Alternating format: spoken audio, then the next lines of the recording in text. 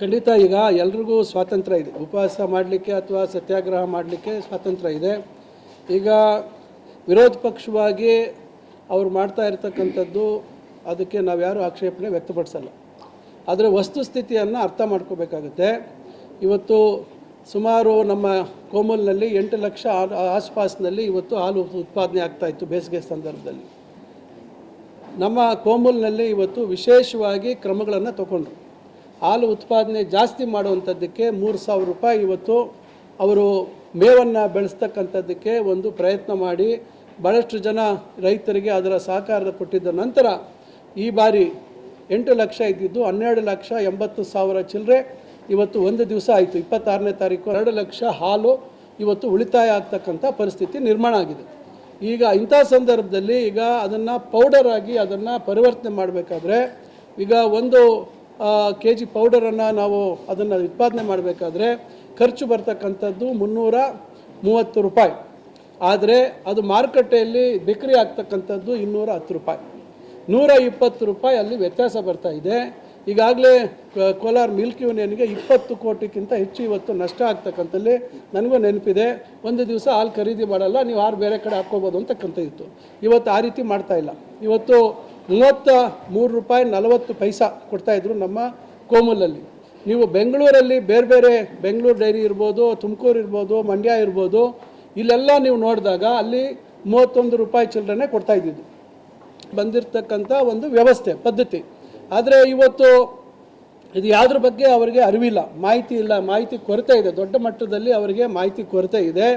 ಆಮೇಲೆ ಅವರ ಸರ್ಕಾರ ಇದ್ದಂಥ ಸಂದರ್ಭದಲ್ಲಿ ಏನು ರೈತರಿಗೆ ಪ್ರೋತ್ಸಾಹ ಏನು ಹಣ ಕೊಡಬೇಕಾಗಿತ್ತು ಪೂರ್ತಿ ಬಾಕಿ ಇಟ್ಬಿಟ್ಟು ಹೋಗಿದ್ರು.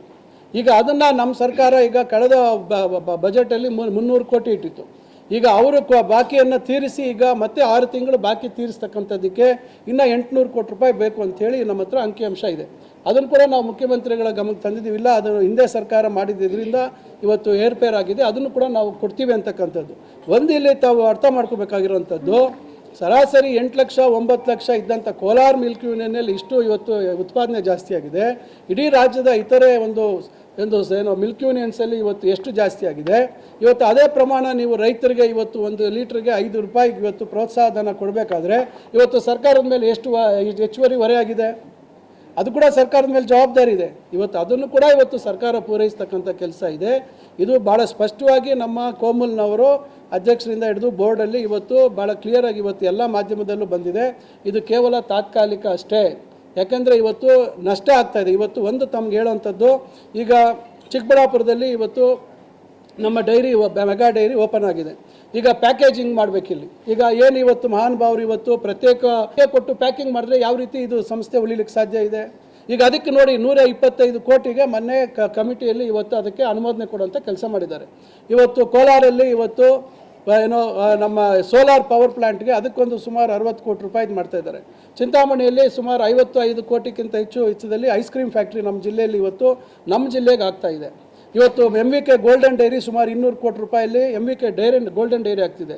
ಇವೆಲ್ಲ ಯಾಕೆ ನೀವು ಪಾಲನೆ ಮಾಡಲಿಲ್ಲ ಅಂತ ಈ ರೀತಿ ಮಾಹಿತಿ ಇಲ್ದಿರ ಇವತ್ತು ಅವರು ಹತಾಶರಾಗ್ಬಿಟ್ಟು ಇವತ್ತು ಅಜ್ಞಾತವಾಸದಿಂದ ಹೊರಗೆ ಬಂದಿರತಕ್ಕಂಥವ್ರಿಗೆ ಮೋಸ್ಟ್ಲಿ ಎಲ್ಲೋ ಒಂದು ಕಡೆ ಬ್ರೈನ್ ಮೇಲೆ ಏನೋ ಎಫೆಕ್ಟ್ ಆದಂಗಿದೆ. ಸ್ವಲ್ಪ ದಿಢೀರಂತ ಏನೋ ಒಂದು ದಿಲ್ಲಿಗೆ ಹೋಗ್ತಕ್ಕಂಥ ಅವಕಾಶ ಸಿಕ್ಕಿದ ಮೇಲೆ ಅದೇನೋ ಒಂದು ರೀತಿ ಯಾರೋ ಕೆಲವರು ಹೊಸದಾಗಿ ಯಾವುದೋ ವೃತ್ತಿಗೆ ಹೋದಾಗ ಭಾಳ ದಿನ ಎತ್ತೆತ್ತಿ ಆಗ್ತಾರಂತೆ. ಆ ರೀತಿ ಆದಂಥ ರೀತಿಯಲ್ಲಿ ಅವರು ಇವತ್ತು ನಡ್ಕೊಳ್ತಾ ಇದ್ದಾರೆ. ಜಿಲ್ಲೆ ವಿಚಾರ ಹಲವಾರು ವಿಚಾರ ಮಾತಾಡ್ತಾ ಇದ್ದಾರೆ. ನನ್ನ ಹತ್ರ ಎಲ್ಲ ಅಂಕಿಅಂಶಗಳಿದ್ದಾವೆ.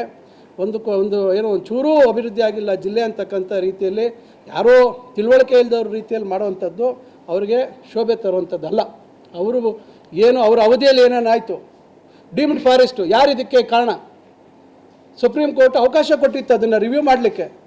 ಜವಾಬ್ದಾರಿಯುತವಾದಂಥ ಸ್ಥಾನದಲ್ಲಿದ್ದಂಥವರು, ಜಿಲ್ಲಾ ಮಂತ್ರಿ ಆಗಿದ್ದಂಥವರು, ಇಲ್ಲ ಜವಾಬ್ದಾರಿ ಇದ್ದಂಥ ಒಬ್ಬ ಅಧಿಕಾರಿನ 3.5 ವರ್ಷ ಇಟ್ಕೊಂಡ್ರಲ್ಲ ಇಲ್ಲಿ ಜಿಲ್ಲಾಧಿಕಾರಿಗಳಾಗಿ, ಸ್ಥಳೀಯವಾಗಿ ಕೊಟ್ಟಿದ್ರು. ಇವತ್ತು ಶರಾಲ್ ಕೊಟ್ಟಿದ್ದಾರೆ ಸ್ಪಷ್ಟವಾಗಿ, ಇದು ಕೆರೆ ಅಂಗಳ ಇದು ಇಂತಿಂಥದ್ದು ಅಂತ ಕೊಟ್ಟಿದ್ದಾರೆ. ಅದನ್ನು ಯಾವುದನ್ನು ಪರಿಶೀಲನೆ ಮಾಡಿ. ಯಾಕೆ ಬೇರೆ ಜಿಲ್ಲೆಗಳಲ್ಲಿ ಈ ರೀತಿ ಸಮಸ್ಯೆ ಆಗಿಲ್ಲ?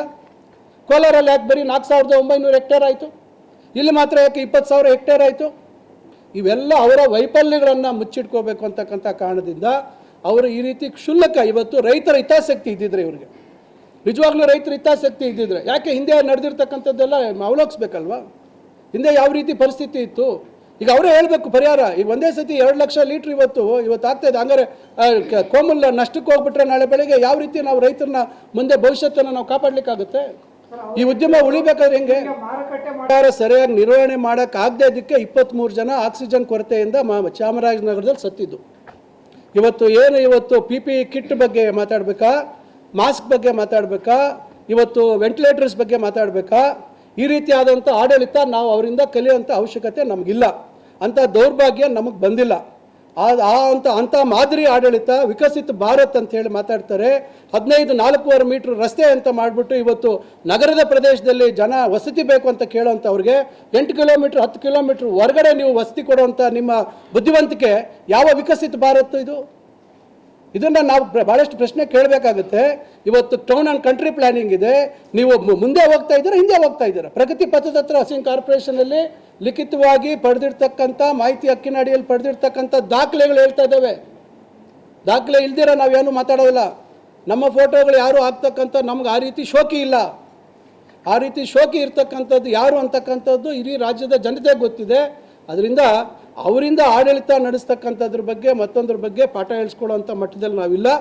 ನಾವು ಅವ್ರಿಗಿಂತ ಮುಂಚಿತವಾಗಿ ರಾಜಕಾರಣಕ್ಕೆ ಬಂದಿರತಕ್ಕಂಥದ್ದು, ಅವ್ರಿಗಿಂತ ಹೆಚ್ಚಿನ ರೀತಿಯಲ್ಲಿ ವಿದ್ಯಾಭ್ಯಾಸವನ್ನು ಕೂಡ ಮಾಡಿದ್ದೀವಿ. ಅದರಿಂದ ಏನು ಇವತ್ತು ಆಡಳಿತ ಅಂತಕ್ಕಂಥದ್ದು ಅವ್ರಿಗಿಂತ ಮುಂಚೆ ನಾನು ಈ ರಾಜಕಾರಣಕ್ಕೆ ಬಂದು ಸಾರ್ವಜನಿಕರ ಜೀವನದಲ್ಲಿ ಇದ್ದೀನಿ, ಶಾಸಕನಾಗಿ ಕೆಲಸ ಮಾಡಿದ್ದೀನಿ. ಇವೆಲ್ಲ ಅನುಭವ ನನಗಿದೆ. ಅವ್ರು ಹೇಳ್ತಾರೆ ನಾನು ಸಚಿವನಾಗಿದ್ದಾಗ ಜಿಲ್ಲೆಯಲ್ಲಿ ಸಾಕು ಆಂಜನೇಯ ರೆಡ್ಡಿ ಅವರ ಸಾಕ್ಷಿ ಗುಡ್ಡೆ ಏನಂತಕ್ಕಂಥದ್ದು ಚಿಂತಾಮಣಿಯಲ್ಲಿ 75 ವರ್ಷ ಪೂರೈಸಿರ್ತಕ್ಕಂಥ ಪಾಲಿಟೆಕ್ನಿಕ್ ಸಾಕ್ಷಿ. ಇಡೀ ರಾಜ್ಯದಲ್ಲಿ, ಇಡೀ ನಮ್ಮ ಮೈಸೂರು ರಾಜ್ಯದಲ್ಲಿ ಹುಟ್ಟೇ ಇರಲಿಲ್ಲ ಅಂತ ಅವ್ರ ಬಗ್ಗೆ ಯಾಕೆ ಕೇಳುತ್ತೆ? ಅವ್ರಿಗೇನ ಗೊತ್ತಿದೆಯಾ? ಅದರಿಂದ ಫಸ್ಟ್ ಗ್ರೇಡ್ ಕಾಲೇಜ್ ಅಂತಕ್ಕಂಥದ್ದು ಆ ಕಾನ್ಸೆಪ್ಟ್ ಮುನ್ಸಿಪಾಲ್ಟಿಯಿಂದ ಮಾಡಿರ್ತಕ್ಕಂಥ ಕೀರ್ತಿ MC ಆಂಜನೇಯ ರೆಡ್ಡಿ ಅವ್ರದ್ದು. MBAನ ಒಡ್ಕೊಂಡಿದ್ರೆ ಕಾನೂನು ರೀತಿ ಕ್ರಮ ಆಗುತ್ತೆ. ಅದ್ರ ಬಗ್ಗೆ ಭಾಳಷ್ಟು ಚರ್ಚೆಗಳಾಗಿದ್ದಾವೆ. ಸುಮಾರು 8-9 ವರ್ಷ ಆಯಿತು. ಇವತ್ತಿನವರೆಗೂ ಅದ್ರ ಬಗ್ಗೆ ಯಾವುದೂ ಏನು ಇತ್ಯರ್ಥ ಆಗಿಲ್ಲ. ಅದರಿಂದ ಒಬ್ಬ ಇಡೀ ಸರ್ಕಾರದ ವ್ಯವಸ್ಥೆಯನ್ನು ಲೂಟಿ ಮಾಡಿರ್ತಕ್ಕಂಥವನು ಇವತ್ತು ಬಂದು ಹೇಳಿ, ಎದೆ ಮುಟ್ಕೊಂಡು ಬಂದು ಹೇಳಿ, ನನ್ನ ಹತ್ರ ಡಾಕ್ಯುಮೆಂಟ್ ಇದೆ, ಇವತ್ತು ಡಾಕ್ಯುಮೆಂಟ್ ಸಮೇತ ಪ್ರೂವ್ ಮಾಡ್ತೀನಿ ನಾನು. ಇವತ್ತು ಎಲ್ಲೆಲ್ಲಿ ಜಮೀನಿದೆ, ಎಲ್ಲೆಲ್ಲಿ ನಿಮ್ಮ ಬಂಡವಾಳ ಹೂಡಿದ್ದೀರಾ, ಏನು ನಿಮ್ಮ ವರಮಾನ,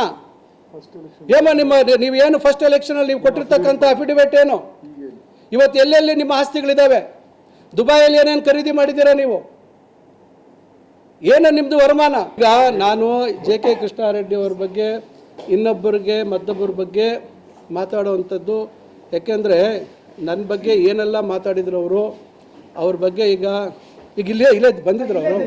ಭಾಳ ಅಲ್ಲೊಂದು ಕಲ್ಲು ಕೊಡಬೇಕಾಗಿತ್ತು, ಯಾವುದೋ ಒಂದು ಕಲ್ಲು ಕೊಟ್ಕೊಂಡು ಹೊಡ್ಕೊಂಡೋಗಿ ಕೊಡಬೇಕಾಗಿತ್ತು.